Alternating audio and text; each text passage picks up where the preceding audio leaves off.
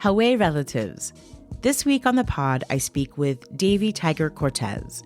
Davy is co-founder of an online sports platform called Decolonize Sports. The all-native media outlet spotlights Indigenous athletes with an emphasis on lacrosse, also known as the Creator's Game by the Haudenosaunee. Along with his cousin Brandon and brother Dominic, they have created an Indigenous-led space where interviews, production, and photography are for us and by us. They are offering play-by-play commentary from Native athletes and coaches on the sidelines before and after games. When Davy isn't shooting photos and videos of lacrosse players worldwide, you can find him working on film and television production here in New York City, which has no doubt given him the experience and know-how to start producing on his own. Decolonize Sports is a much-needed voice in the sports world. Each press pass helps build on our representation in front of the camera and behind. Enjoy the show, cousins. Okay, Dang, I should have wore the N7s. Nice. I had to flex a little bit for West Side Gun. I know. Now, also because relatives, help me welcome Davy Tiger to the show. Do. Hey. Boom, boom. Boom, boom, boom. Oh my God, Davy, thank you for being here. You're welcome. So you are like one of the only cis hetero men that I've had on the couch with me for the show. So are you ready to be the voice for all men? Yeah. I'm happy to be the good uncle. Yes. I had some people reaching out to me, which I love all the time. Just, we love what you're doing, celebrating our women and the Indigenous excellence. I'm like, oh my God, it is all women, which I love. No, of course. And queer people and the spectrum and and so now I'm having Davy Tiger on and I'm very excited because we are going to talk about sports. Okay. Right? Yeah, we're gonna talk about sports. We're gonna have a little sport moment, but not too much. But Davy, let's start from the beginning, though. Sure. Where are you from? All right. Yeah, I was born and raised in LA. Actually, born right in Hollywood, California, Sunset Boulevard, and yeah, we grew up there. And me and my brother. Dom says hello. He says, I wanted Dom on the show too. Yeah. You guys are both doing great work. But yeah, no, we grew up out there. And then along the way, we just started to move further and further out to the suburbs. So by the time I hit high school, I was in Diamond Bar, Walnut. My brother went to Glendora High School. Now, wait, is that like east, like further Inland east? Empire? Yeah, going towards Inland Empire, Pomona, Ontario. Yeah. I always just like joke around saying it's where like Bill and Ted are from. Yeah. San Dimas is right there. Right. Oh my God. San Dimas. But yeah, no, we went to high school out there, college out there. And then where'd you go to school? I went to Walnut High School. Okay. Then I went to San Jacinto Community College. Okay. Way out there near Saboba Res. And yeah, I made my way out here about 15 years ago now. How long have you been in New York? About 15 years. Why did you move to New York? It was a little bit of everything. It was a little bit of school, a little bit of work, and then just getting out of California. Were you over California or just a bit? Sometimes you have to leave home. Yeah, well, it was during that time where like gas was like $5 a gallon. It was just getting more and more expensive. And like, isn't it still $5? I think it's just about. I haven't been in a minute, but just about. So it was one of those things where we're just getting a little expensive for like a young guy. Yeah. And so I just went ahead and made my move to New York. To the ultimate expensive city. But it helped out. My dad's side's from out here.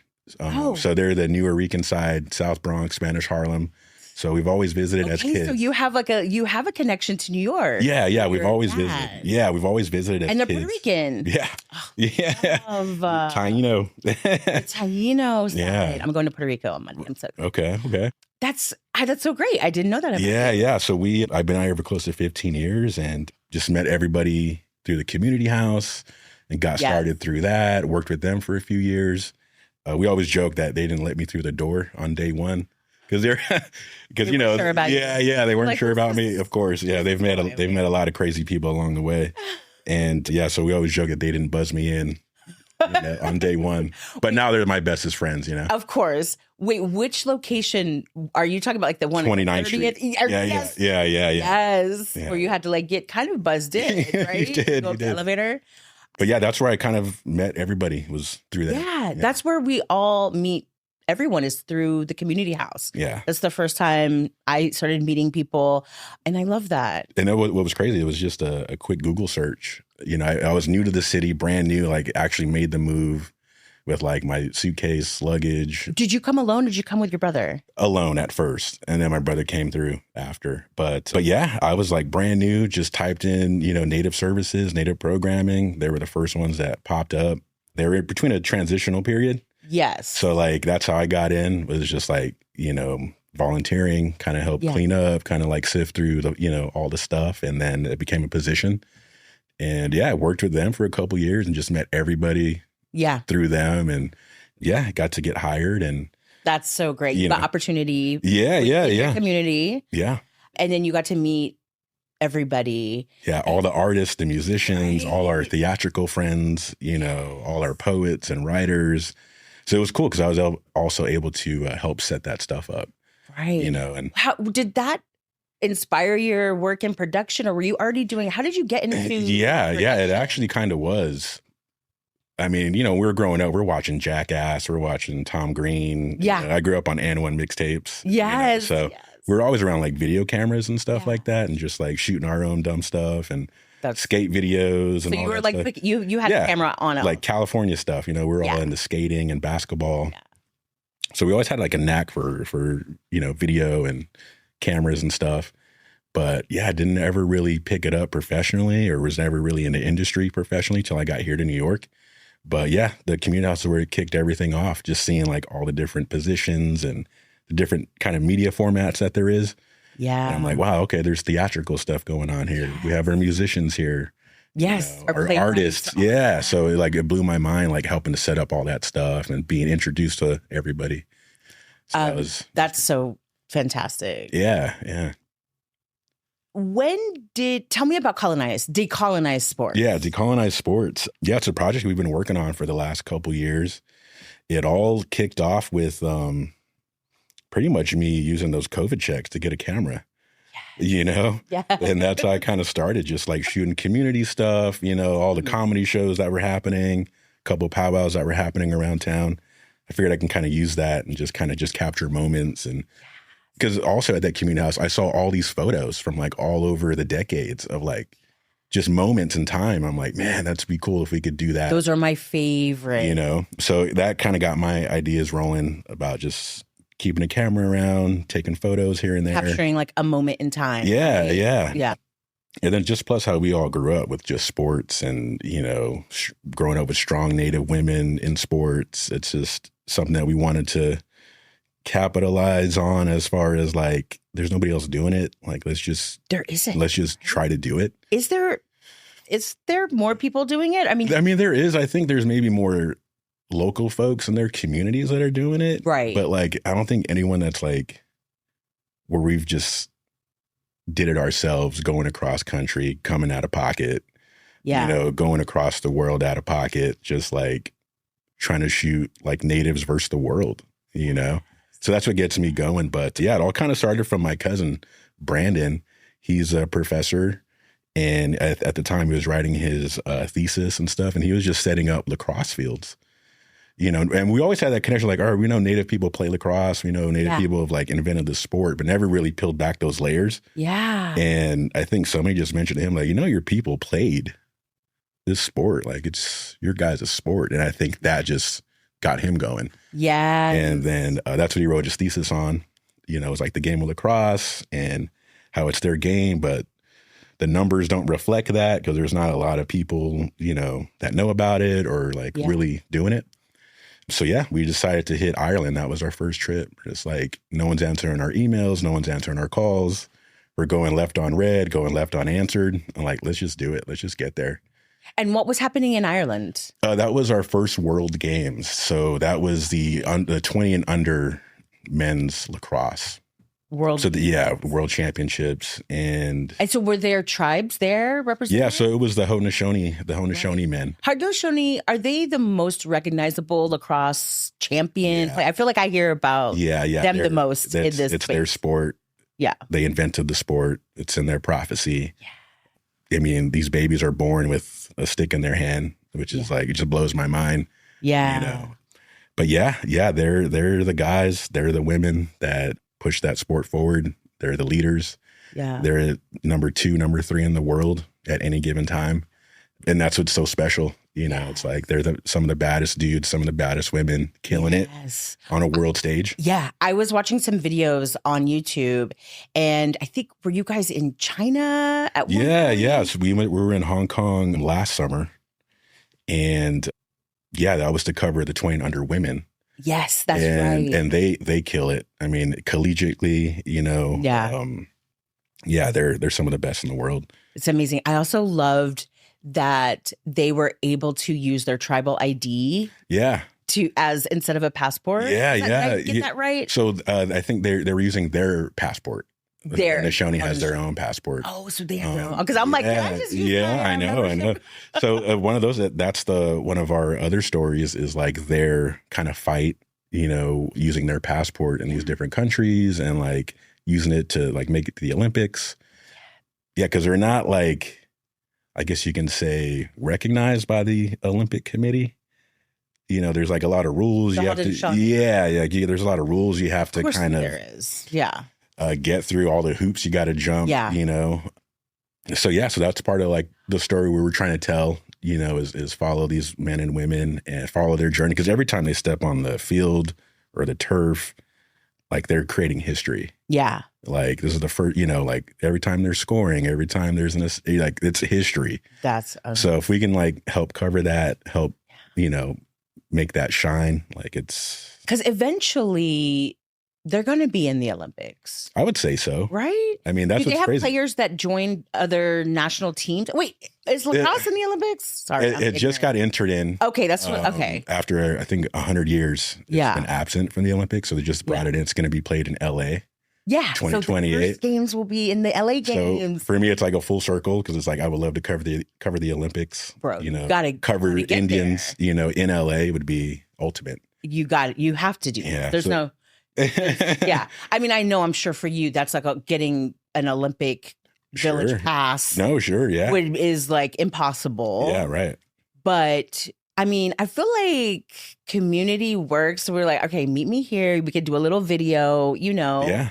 Somehow, some way, you have to do that. That is like full circle. Yeah. So that's part of like the whole journey. It was just kind of like build our platform, you know, kind of. I mean, on our YouTube, we have over 150 interviews with all these Native athletes and coaches, you know, that are like the top people. Yeah, like building. And not only lacrosse, what other sports are you covering? We do a little bit of basketball. That's more of my brother's journey. That's more like the hoop medicine that he covers basketball nationwide. He's able to travel and see like all these great athletes playing ball. We're trying to get into a little bit more combat sports. There's a lot of like Native fighters out there. I mean, bare knuckles a little crazy, but I mean, a lot of these like casinos and like Native nations are like hosting fights. These fights and like different sports leagues. But I think that's the goal for this year. Like we've already been denied by like the NBA and UFC. Yeah. So I keep those as like goals in my mind. You know what I mean? To eventually like break through those things. But yeah, we've covered NHL, NLL. Right. NHL is good. Okay, so what other? Now we know lacrosse was invented by Indigenous people, Haudenosaunee specifically. Yeah. Are there other sports that were created that you can enlighten us on? Well, I know like our people play like stickball. It's a form of lacrosse. It's 2 sticks. You know, Choctaws, Cherokees, Creeks. They hold world championships in Alabama. That's another goal. We would love to go down there and shoot that stuff. Okay, you haven't been there yet. No, I haven't been there yet. No. So that's the goal. I mean, I know like down in like South America, Mexico, like they pretty much invented the type of basketball. Yeah. You know, they are throwing balls into hoops and stuff like that. But of course, we all have our hand games. You know, we all have our, you know, games like that and stuff like that. But, I don't.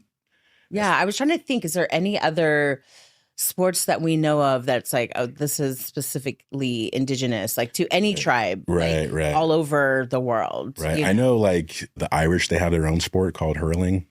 Okay. It's another stick and ball game. So like a lot of these cultures have like a stick. Is hurling the ice one? No.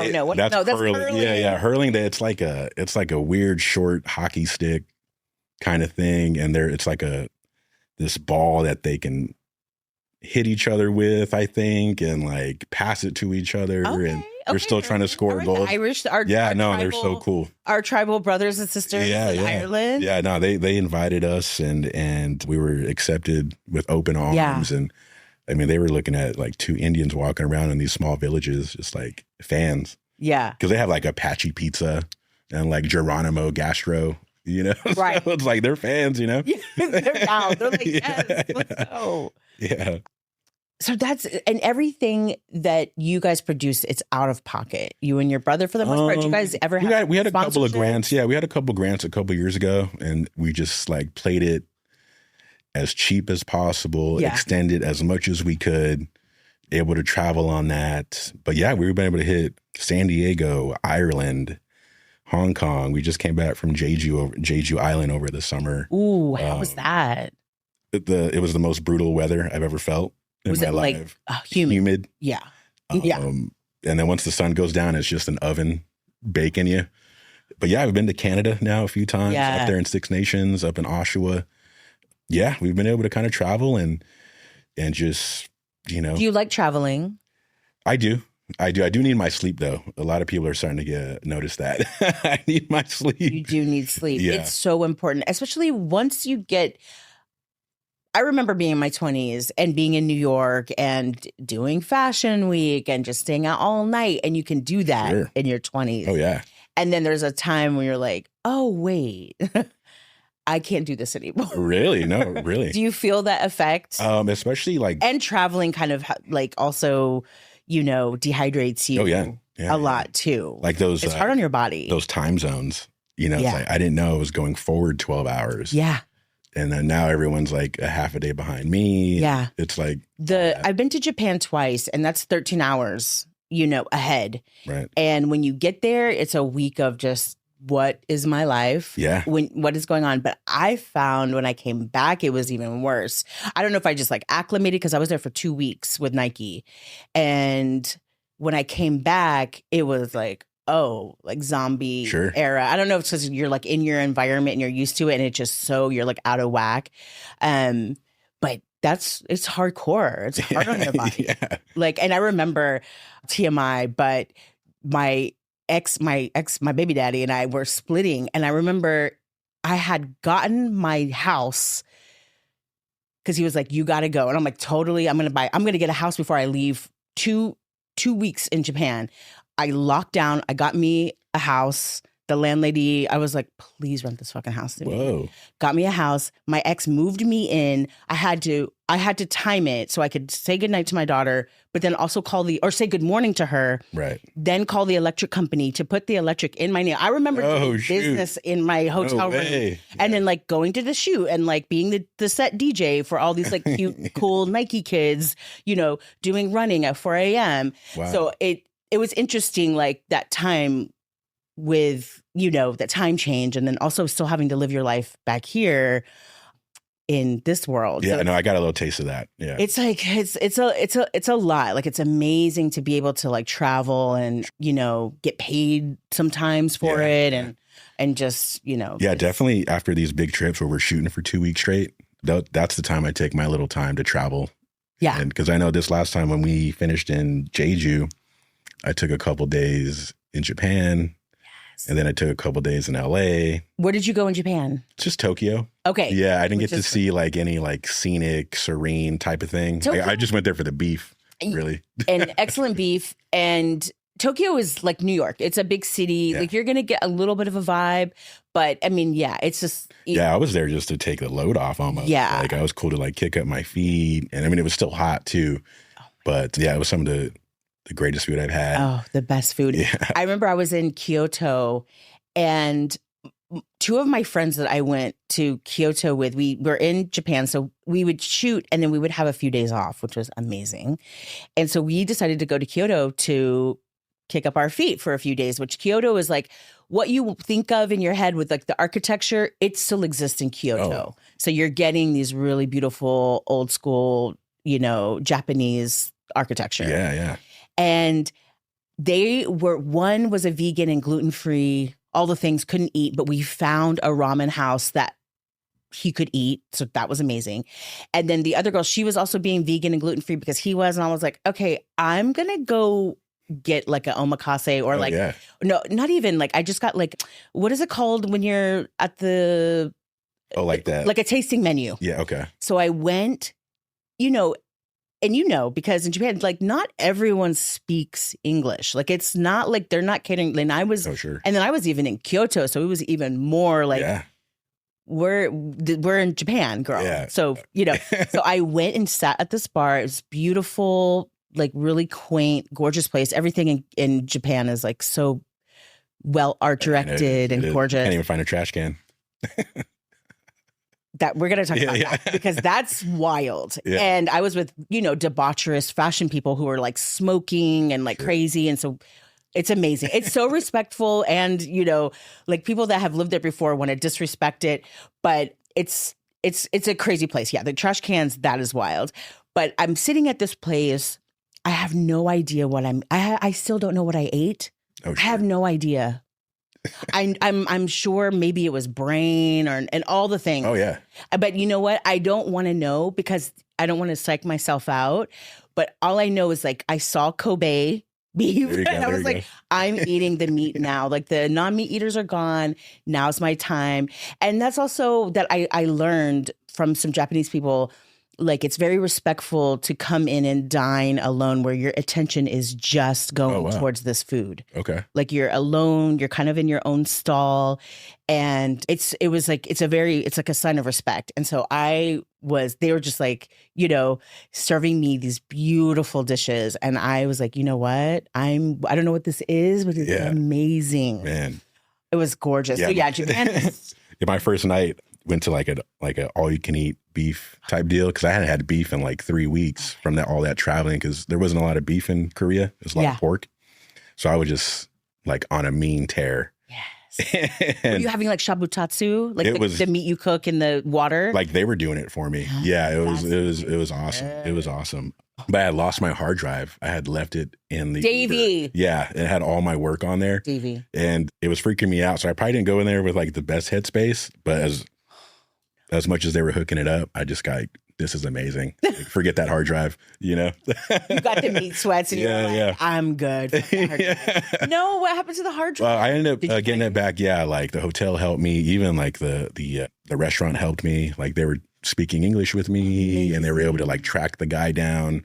Did someone steal it? No, I just left it. I was going through my bag. I was just going through my bag and then just left it on the seat. And then, they ended up like getting everything, all his info. And like by 9 a.m. the next morning, like this guy's like at my hotel with like, oh my God, here's your, hard drive. And I'm like looking for a tip, you know what I mean? Yeah, that's incredible. But yeah, they were so cool. Japanese people are so cool. I'm like, because I was freaking out. Yeah. It's like, no, this is crazy. It was meant for you to go and enjoy your beef. And see, you were chill. You're like, you know what? It is what it is. At this point, it's like it's gone. I had gotten everything up on the cloud, so I was like kind of okay. Okay. But it was like, no, it's this trip and that trip is on there, But yeah. But no, Japan was awesome. Like I was there kind of like for a wrestling tour. Like I went to like see all these like cool wrestling shops. And like Japanese wrestlers? Yeah. They're but like, don't they have, what's that name of the Japanese where they get all like super dressed up? Oh, it's like WWF wrestling. Yeah. And they have a lot of women in it too. Yeah, I don't know that name exactly. It's more like the fake wrestling in America, but it's the Japanese version. Okay. And my friend who's Japanese, when they come to New York, she always goes. And she was showing me pictures of it last time we were shooting. And I was like, oh, what? Wow. She's like, girl, you have to come when they come to town. So it's yours is like different wrestling. Yeah. We went to, or it was me, but like this cool like wrestling restaurant. They're just known for like serving steaks. It's like called Ribera. Okay. And like all the legends have been there, Hulk Hogan and Andre and all the, Dusty Rhodes. Okay.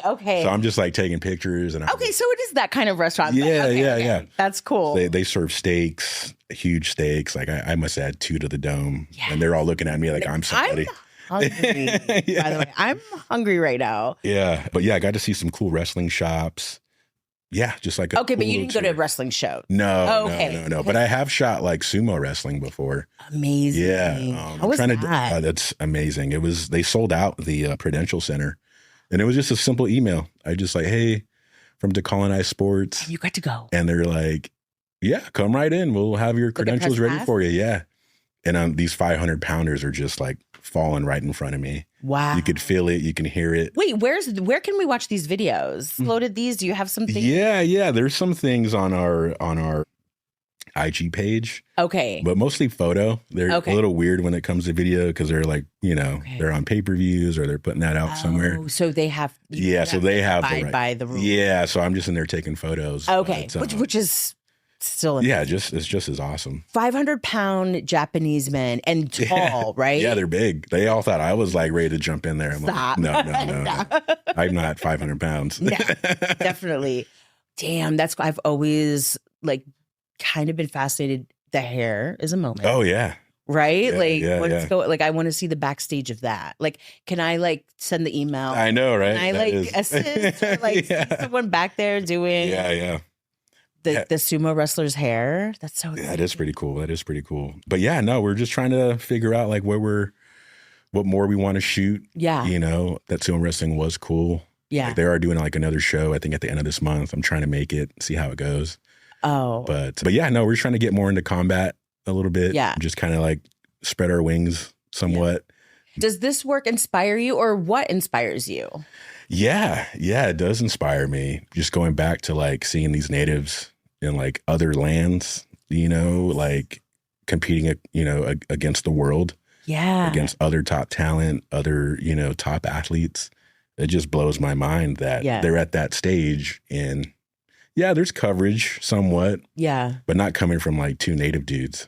You know what I mean? That's like my camera, my cousin's writing, and we get to put that out there. Yeah. But yeah, anytime we can kind of showcase those athletes, I mean, they're badass. They're killing it in college. They're killing it in, high school. They're killing it at a professional level, both men and women.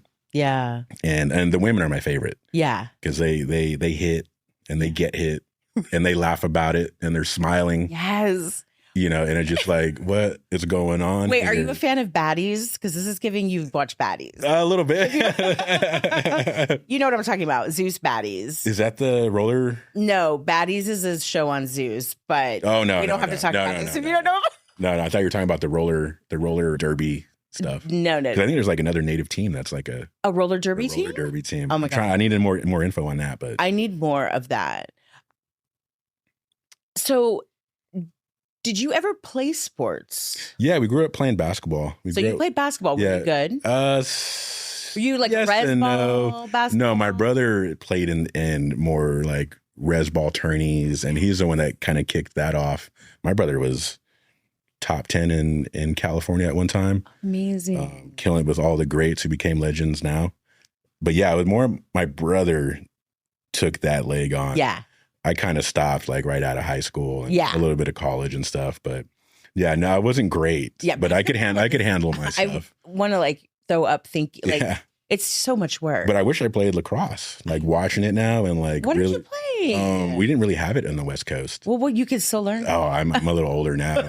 And those guys go hard. And those guys go hard. I mean, it's probably like basketball where they're retiring at 37, 38. Like it's hard on your body. Yeah. And they crush each other. Like it's because there's indoor lacrosse and then there's the field lacrosse. The field lacrosse, you can't really hit and bump as much as you can. But an indoor box lacrosse, it's just like hockey. I mean, they're hitting each other. Physical. Yeah. I mean, they'll drop the gloves and fight. And then now, there's a fight going on. And so it's like hockey. So they just throw their shit out and then and the refs let them go. The fans get into it. And like just, so like the girls are doing this. I mean, the girls probably don't like fight like that. Okay. I mean, it's allowed. Yeah. But I mean, I don't think they really go toe to toe as much as the men do. But yeah, the men go toe to toe, and it's like it becomes a wild.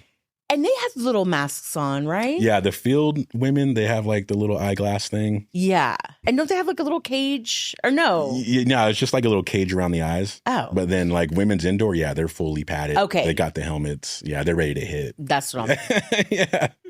Man, that's crazy. But no, I didn't take it far as I should have maybe. My brother took it further, and that's where he knows everybody throughout the nation. Yeah, we had talked once at a party here in New York about I was on an N7 shoot with Nike and up in Montana, and he knew exactly the kids I was, the Warrior Project, which was this amazing project started on, I want to say the Flathead Reservation. I might be getting this wrong, but it was called the Warrior Project, and it was to get kids into playing sports, specifically basketball, resball, because like many of our reservations, we have a really high rate of suicide. Sure. And so a lot of the high school kids were committing suicide. And through this project, they were, helping them prevent suicide through playing ball. Yeah. And it was an amazing experience getting to like hang out with them. And then we went to LA and shot with Michael, his name, Canadian guy who played professionally. And then a woman from Oklahoma who played professionally like in China. She was, this is before the WNBA now. Wow. Where we're getting so much more, visibility.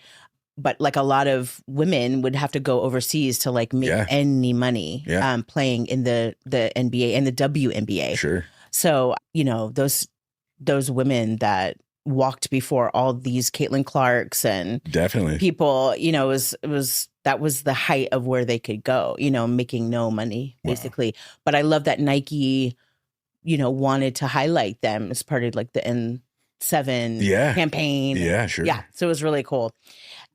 What makes a good athlete? Is it something like, are there ingredients involved? Is it like you're just born that way? Can we make an Indigenous LeBron or Michael Jordan? Yeah. Have you seen that yet? I think so. There are guys coming up and women coming up that have been killing it at the collegiate level. It's a lot of hard work. It's that determination. It's a lot of discipline. Discipline, right? It's so easy for any of us to just say no and give up. But those ones that really do make it are, taking a chance. Yeah. They're really following through. They are waking up at those hours. They are staying up late, getting the job done. But I think they're still out there. I think there's potential for somebody to make it. We do have a couple NBA players. Yeah. There's, Lindy Waters out there. There's Marjan. Yeah. There. That's actually one of the games I was denied because I wanted to shoot them. Yeah. Because they were playing each other. One, he was on the Knicks, Do you know Lindy Waters? My brother does. Okay, yeah. Yeah. I haven't met him yet. Yeah. But we're along the same circles and stuff like that.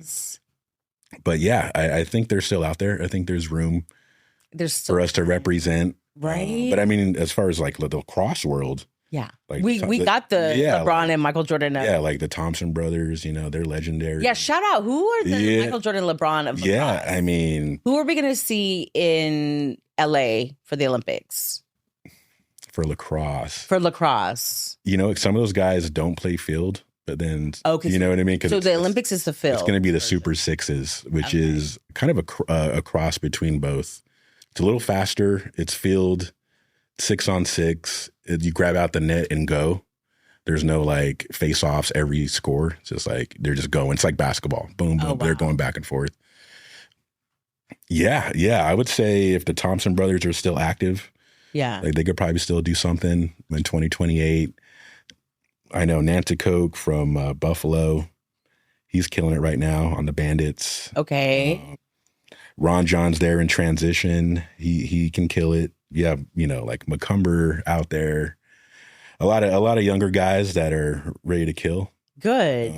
And do these professional games come through New York City? They used to. They used to be at the, what is that? The Nassau Coliseum. They were the New York Riptide. Okay. They were there for a couple years, but I guess they kind of just fell apart and moved. Okay. So there isn't a lot of professional lacrosse being played down here. Right. So the closest I can get to is like Philly. Really? Albany, they just moved to Oshawa, so now they're in Canada now. Okay. The Seneca people, they just bought back like the, Rochester team. Oh. So Seneca Nation owns them now. Yes. So that's been pretty cool just to witness that. And Buffalo is like next up. And Buffalo packs out 19,000. Wow, I'm sure. To see like a game like that being played. Wow. And then you got 19,000. Yeah, you got three native guys out there too killing it. That's dope. So anytime like those teams come into town or like I can get into them, I try to get as much as I can. Yes. Yeah. So even like when we're like up in Buffalo, I'll try to catch games in Six Nations. Yeah. I try to catch games in like the Cattaraugus Res or Allegheny. So I try to like get as much as I can. When you're in that area, yeah, you're like, wait, what's happening here? Yeah. What's going on here? Yeah. Smart. Like use your yeah. We're on a budget. Yeah. You're like, so We're I can make it here. I can make it there. Yeah.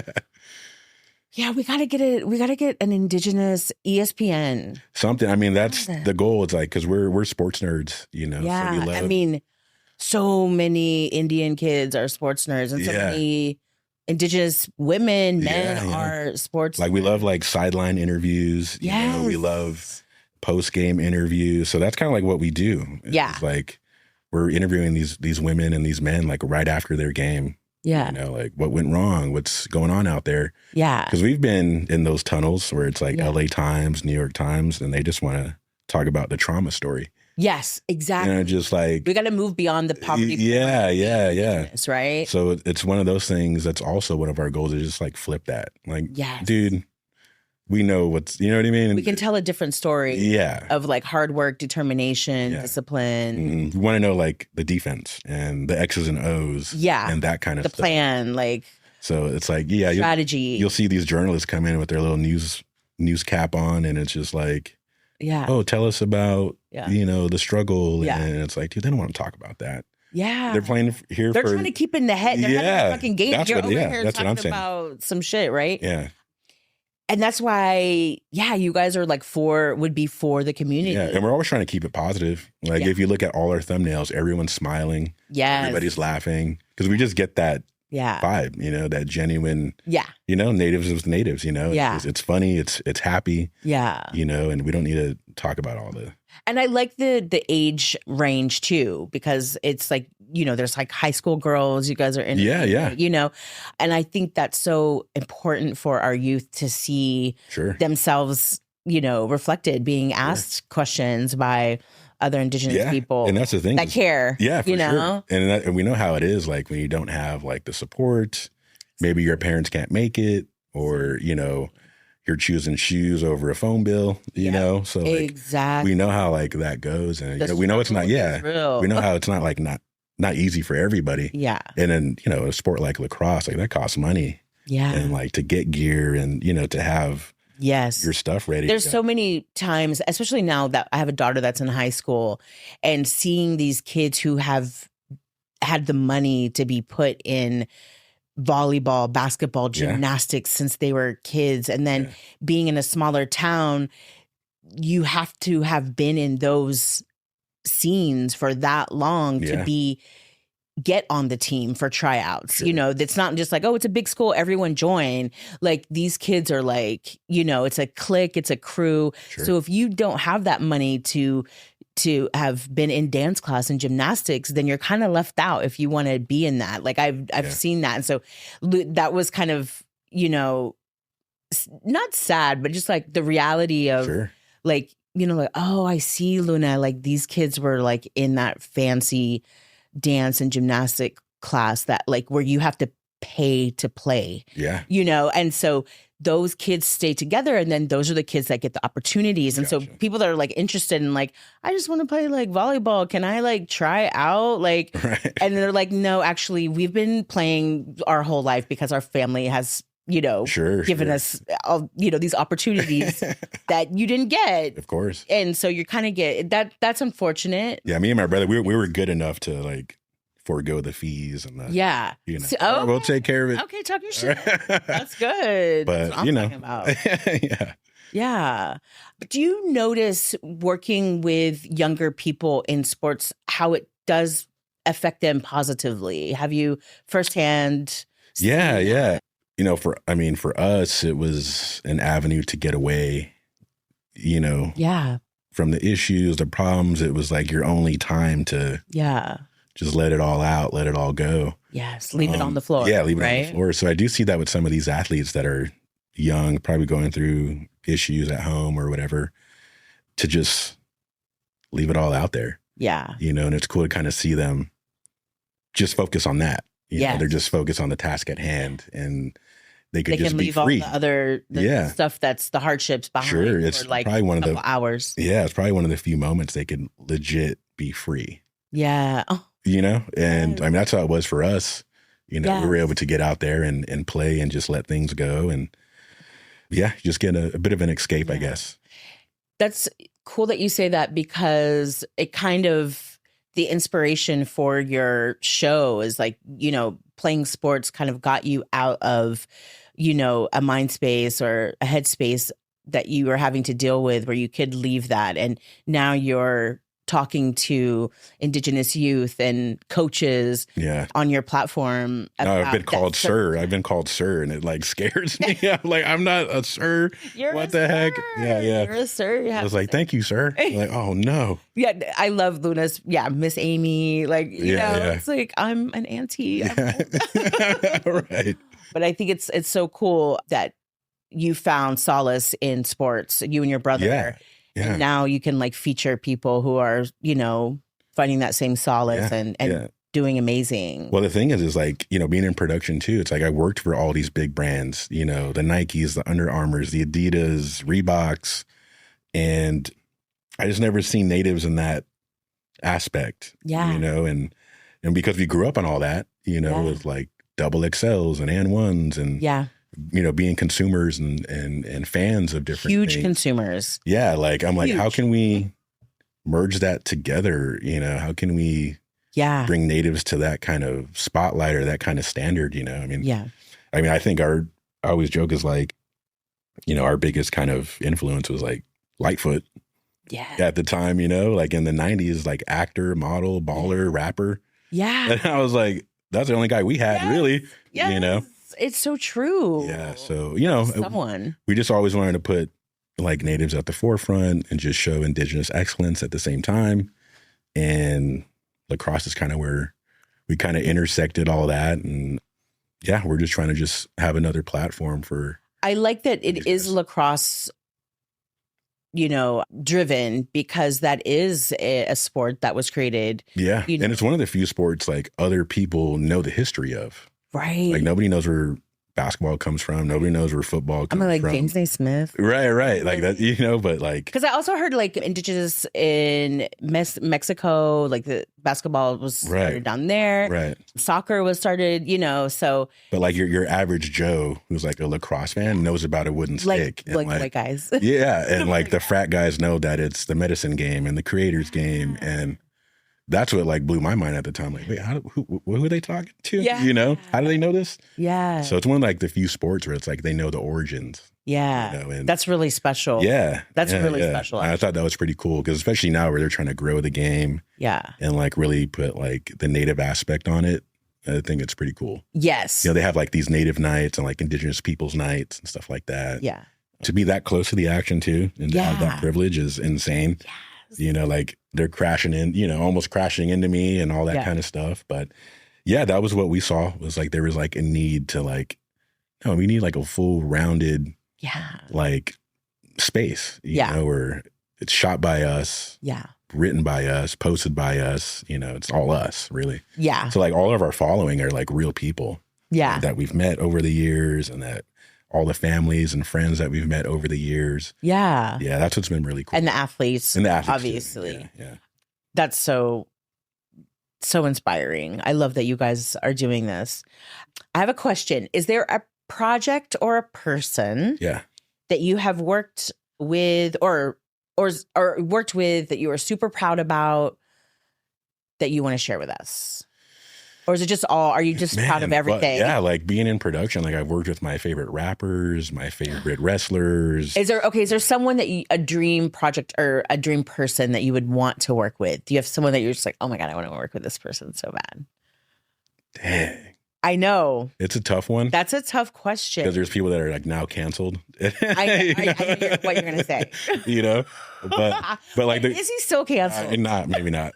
But I think one of the coolest projects was I worked on The Irishman for 4 months. Oh, that's cool. Yeah, where like I got to meet like all the top guys, you know, that I was always fans of and shake their hand and introduce myself. That's good. But yeah, I was in wardrobe for that. And I got to like see character development and like watch these guys lose weight and then come back to. And also wasn't that the state of the art? Like, yeah, it was the AI CG where it made them young, like 30 years before. Crazy cameras and stuff like that. So is that a camera that they shoot with to capture I think it them was. when It was were like young? they were using like cameras on top of cameras, I believe. That's so dope. But yeah, I got to see like the first 3 months of just all the costume and wardrobe that was coming in from like all over the world. I mean, because it was like 5 different decades. Yeah. So it was like I'm seeing old Oscar de la Renta, old Gucci, you know, old Omega watches, and you know, got to just get this big. Yeah, just a big load of just all this crazy stuff. Yes. So yeah, it was cool to learn. Did 3 months of prep, like just. Wait, so how did you get into, so I know you do this production with Decolonize Sports and your brother. How did you get into like the fashion TV film side of things? You know, it was a lot. It was just, just saying yes to things. It just you weird. Know what? I always say that saying yes to things and being in New York, you can find yourself on set with the Irishmen. I mean, that's one thing I could say is like I've taken chances, and don't get me wrong, I've been nervous and scared as hell. Yeah. You know, but like I felt like I've been taught over the years, and just, you know, my mom and my dad, and just taking those chances, and, you know, keeping your shit together, and, you know, not to falter and stumble, and don't get too caught up in crazy. Because you can get caught up in the New York and the lights and like all this. So you have to kind of be grounded. Yeah. Sometimes. I mean, there's times I'm mesmerized by like, holy hell, they let me in the door. Yeah. I loved, first of all, you were essential during Indigenous New York Fashion Week. Yeah. Essential. Appreciate it. And we could not have done that without you.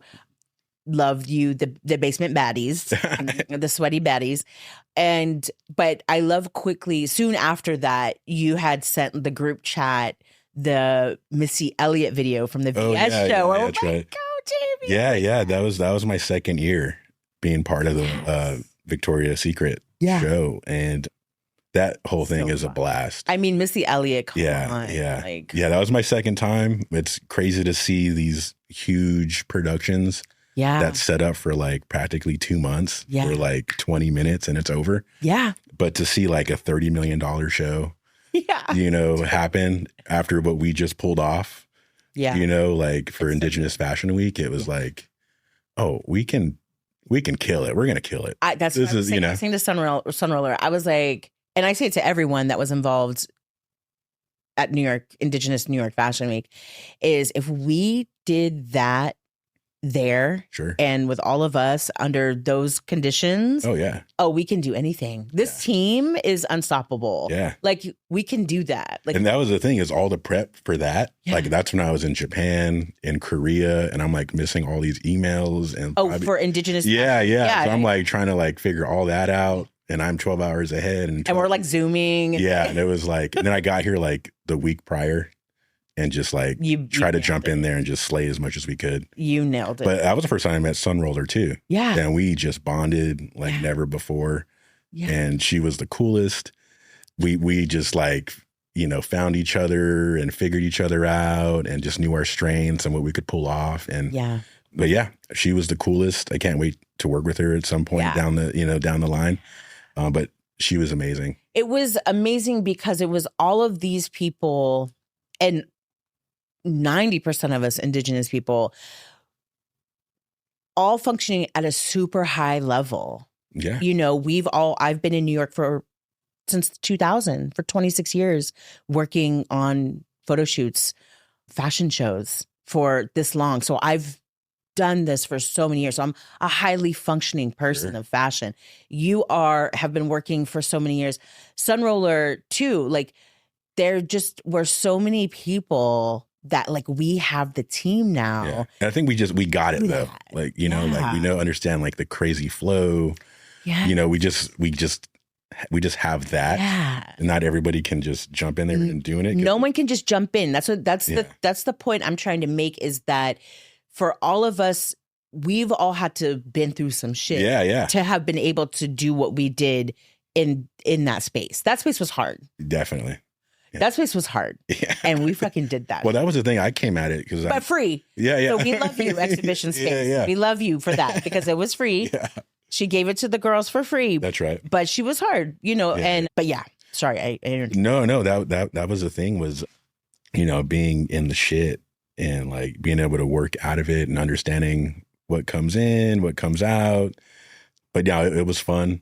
I can't wait to do it again. Yes, we're going to do it again this year. We're going to do it and it's going to be bigger, better. It's just going to keep growing exponentially. Oh, that was the thing I wanted to say. Was like, I just knew like all you guys were coming in as professional and as legends as you guys are. That was like the level I was trying to keep up, with like having brand new gear and, having somewhat state of the art stuff. And they came in and did electrical stuff and, because I knew that hair dryers and curly, it's going to blow it out. That's the thing. That's my one thing. I'm like, the blow dryer and this hair cannot be connected at the same time. Like, I know that. Yeah. So that was the thing. And that was the thing is that they were like, oh, no, it's going to be fine. Like the people from the space. I was like, it's not going to be. We had a generator on backup just in case. Oh, yeah. No, we were all huffing generator fumes. It was amazing. Like we made it work. Yeah. And that's what you do in New York. You hustle and you make shit work, right? You make Definitely. It. So, Davy, when you're, coming back from these crazy trips, working crazy hours on production, how do you relax? What do you like to do? Like, what's a good day for you? How do you relax? Like, how do you self-care? Definitely sleep. Yeah. Sometimes it's a little too overboard. It can be a little overboard. Like Saturdays. Yeah. Like don't bother me till 4 p.m. Yeah. You look well rested. I'm trying to be. You look really good. But yeah, no, it's one of those things where just the rest. I drink a lot of water. I'm like a water guy. Yes. I mean, I'll have my soda here and there. Yeah. My lemonades here and there. Yeah. I'm also an iced tea guy. Yeah. But definitely water. That helps. Do you like to watch any like reality TV? Or you just do you have a show? Are you like I throw Med on Rot? Yeah, I throw on Bourdain all the time. I know that's a common thread through your interviews. Yeah. I'm a Curb Your Enthusiasm guy. Any season, any episode, it's guaranteed. I love that show. Yeah, and really just like a lot of sports interviews. Cool. Trying to learn the game. Yeah, getting, researching. Research and development. Yeah, so I'll watch old games. I mean, I probably watch like Kobe Bryant's last game, once a month, 2 times a month. Get my tears out. Oh my God, I know. But really just like, a lot of basketball, a lot of highlights. Cool. Still trying to learn like the lacrosse and like all the different leagues and the different. So you're just like nonstop. So you're like relaxing, but you're also educating yourself. Yeah. And we're, we love MMA and, and so we're always just involved in sports somehow, like nice coming down, you know what I mean? Like as sports gets us relaxed, I guess. Good. Yeah. Who's your teams? Who do you like? It's Lakers, LA Lakers all the way. Oh. We're in a weird no way. I'm like a fake fan all around. No way. Like my boyfriend's I try. And I'll try to just... You try to like the Knicks? I try. Well, you've lived here. But it's tough. It's tough. Yeah. No, I get the Lakers thing. I mean, another iconic team. And Kobe. I mean, I feel you. I mean, I've been at every parade since a child. The only one I missed was the COVID parade. Oh, you missed the COVID year. Yeah. But I mean, as a baby, I was there in like 87, 88, That's so cool. Yeah, I've been to every parade. So wow. That's dope. That's really dope. So like when they try to give me shit, I'm like, hey man. Like this is it's born and bred. Like I'm born and raised. Yeah, when you have a parade, talk your shit. You know what I mean? Yo, okay. No Knicks fans. Yeah, exactly. We can't say that. But Davy, thank you so much. Tell the people, how can we support Decolonize Sports? Yeah. Tell us how. Appreciate it. Yeah. We're always looking for sponsors, always looking for donations. That never hurts. But yeah, you can follow us at Decolonize Sports. You can follow us at Hoop Medicine. You can follow me at Wavy_Tiger_Cortes with an S. Yeah, I usually just put my travels up there, put my best of up there. Yeah. I don't have a website yet. Everyone's just been hitting on me, trying to get that website going. And I need to get one going. And you needed like a funding donation site. Yeah. But no, we've been pretty good with that. Yeah, we're just pretty good with our budget and just try to do what we can with it. Okay, Davy, thank you. Yeah, we need to support Davy Tiger Cortes, Yep. Decolonize Sports, Hoop Medicine. Indigenous ESPN. It's happening all now. We're doing it.